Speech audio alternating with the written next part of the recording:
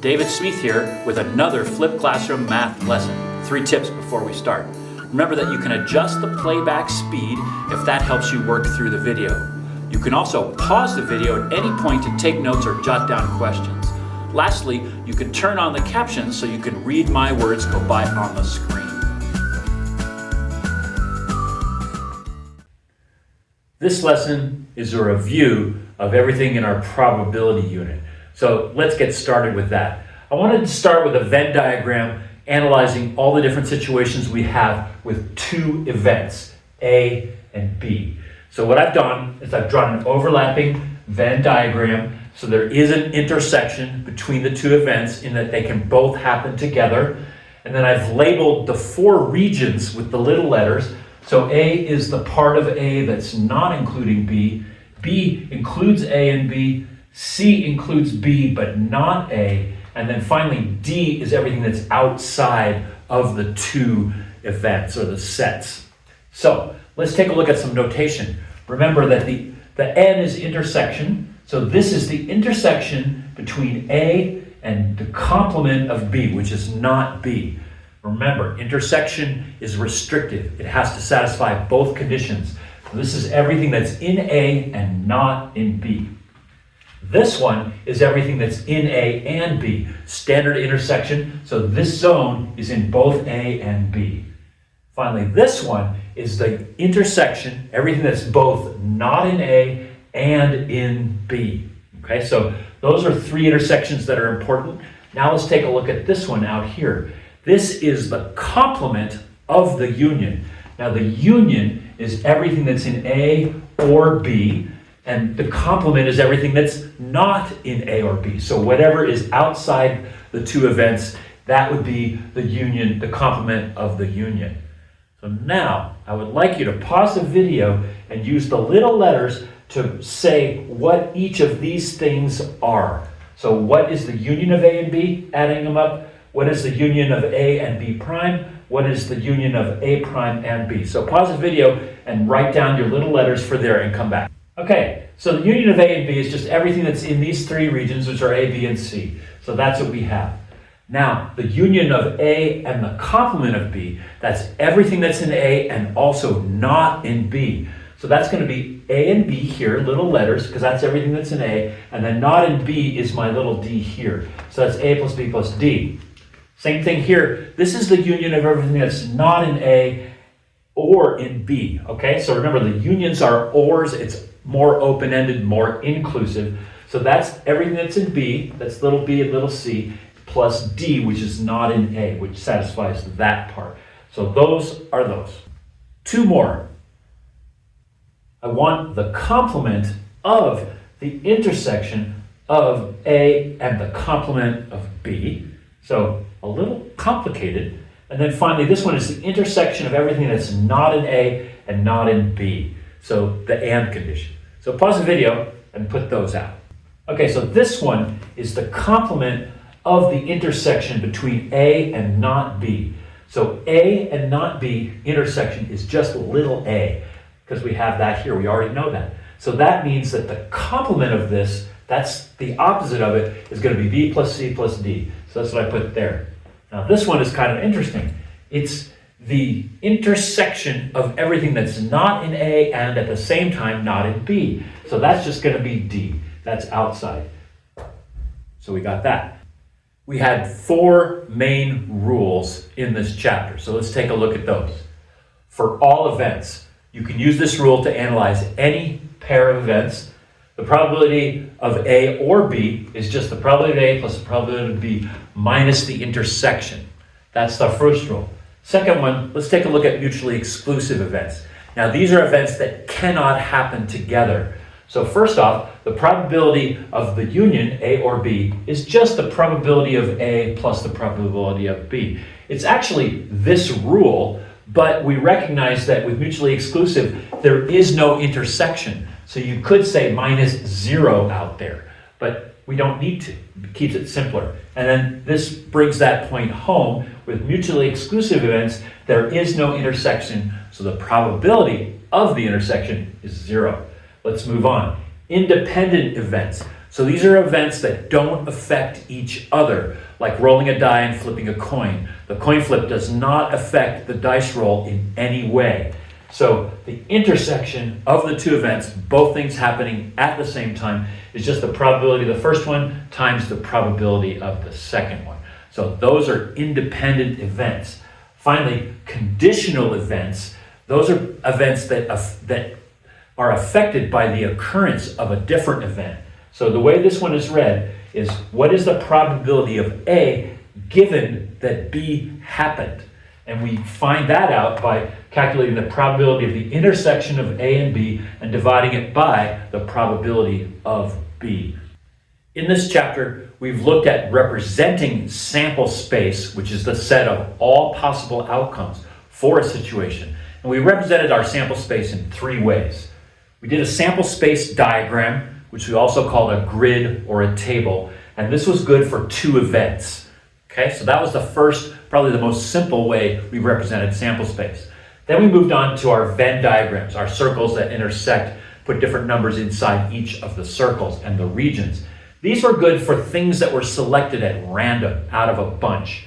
Finally, we dealt with probability trees, and these are good for things that happen in sequence, like first event A happens, then event B happens.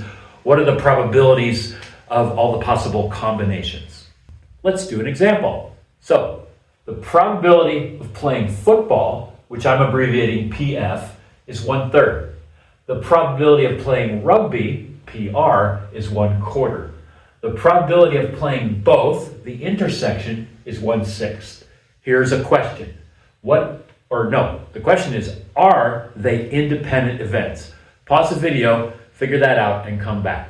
So from the rules, we know that if the events are independent, the probability of the intersection is going to be the individual probabilities of the two events. So we know the intersection, that's 1/6. That should equal 1/3 times 1/4. But 1/3 times 1/4 is 1/12. So these probabilities are not equal, which means these two events are not independent. Now, I want you to draw a Venn diagram with these probabilities. So what you do here is you just put your fractions in the places in the Venn. So pause the video and see if you can get that done. So let's check this out. The probability of the intersection, football and rugby, is 1/6. I can throw that one right on there. Now let's take a look. The probability of football is 1/3. So that's this whole circle is 1/3, which is also 2/6. So if 1/6 is in the intersection, that means the other sixth has to be out there. Now use that same reasoning to figure out what probability goes here. So I get 1/12 for here. And here's how I do that. The probability of the total of R is 1/4, which is 3/12. So that's the whole circle. We have 1/6 here. 1/6 is 2/12. So you have to subtract that from 3/12. That leaves us with 1/12. So that's our probability for that region. Now, figure out the probability of finding something or being selected for no sports. The trick here is to recognize that all the probabilities have to add up to 1. So we have 1/6, 1/6, and 1/12. And we subtract these three from 1 to get 7/12. So I want you to calculate the probability of playing exactly one sport. So pause the video, do that math, and come back. So the way I do this one is I just figure out, here's the probability of playing just football, here's the probability of playing just rugby, add them together, and I get 1/4. Here's another one. What is the probability that a person plays both sports given that they play football? Pause the video and do that one.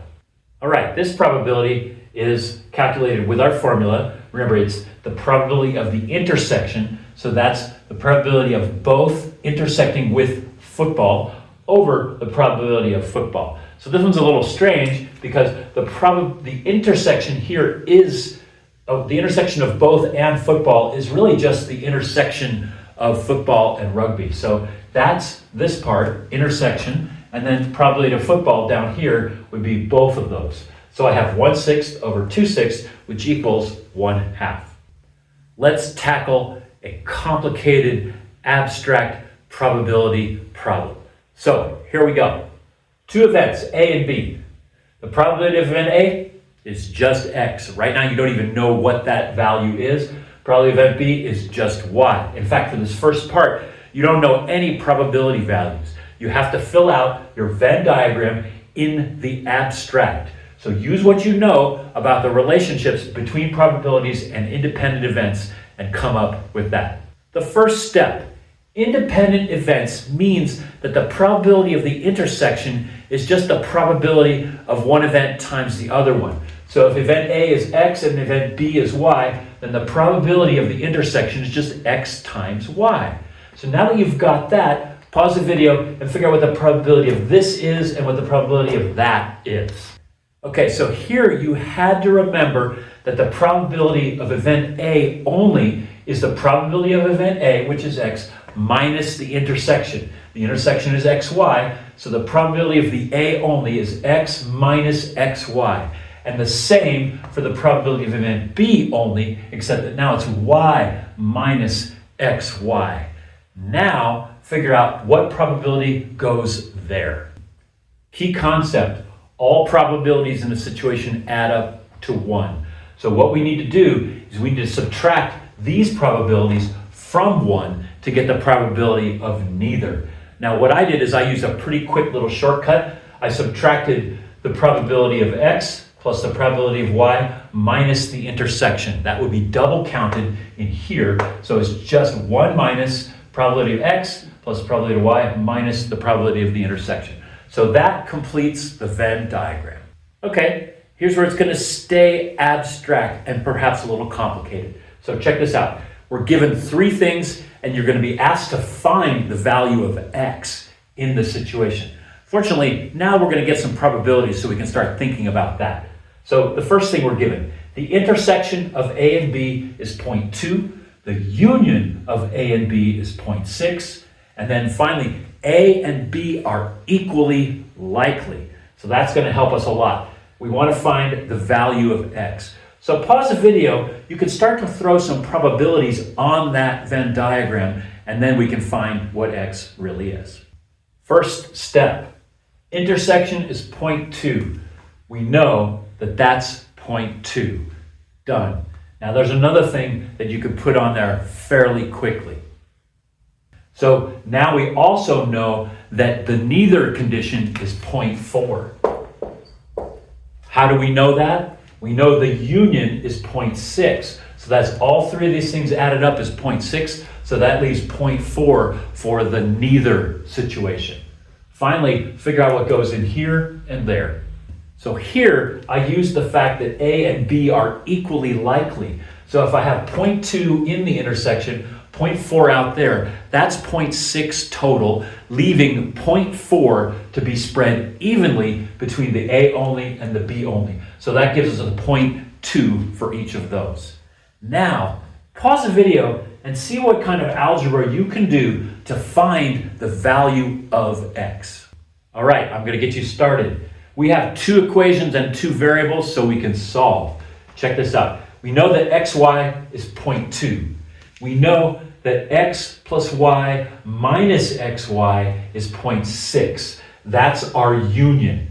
So now we have 2 equations. We can combine these and then find our x.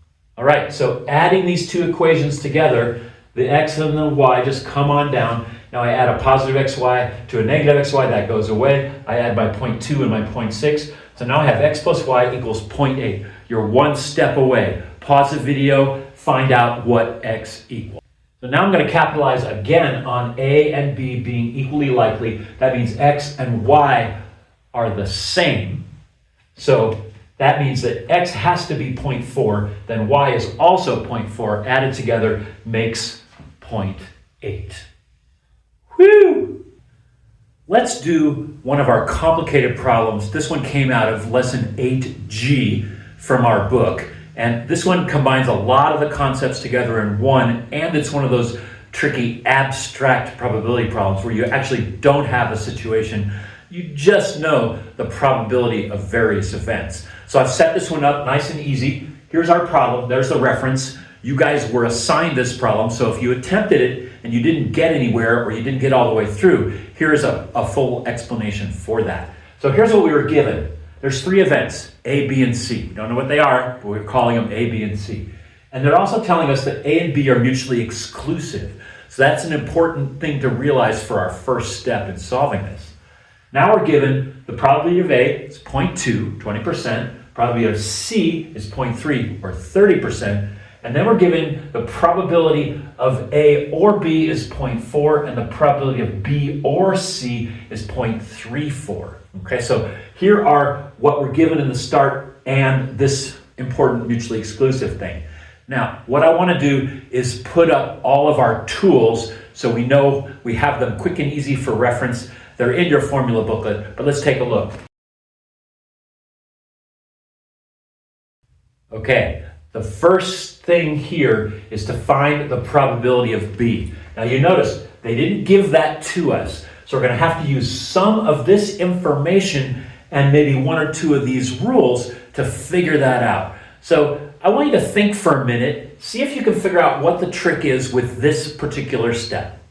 The trick here is to realize that A and B are mutually exclusive. We need B. We know the union of A and B is 0.4. If they're mutually exclusive, there's no intersection. So we can use this rule. A union B is just A plus B.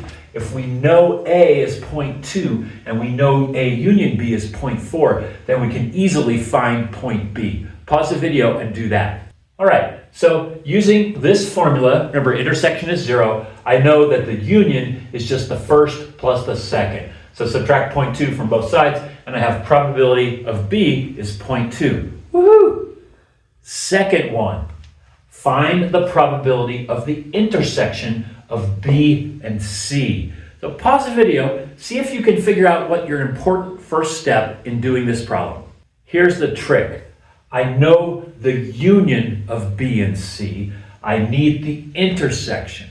So I'm thinking this rule is going to be super helpful because it's got union there, it's got intersection there. What else does it have? It has probability of A and probability of B. Now check this out. We're using B and C here, but we have the corresponding values. So let's do a plug-in. Actually, pause the video, do a plug-in step, see if you can solve that. Okay, so using this formula, I did the probability of the union, which we know from here is 0.34, is going to equal the probability of the first one plus the probability of the second one. So that's B and C. We have those. Here's C and here's B. So it's 0.2 plus 0.3 minus the probability of the intersection.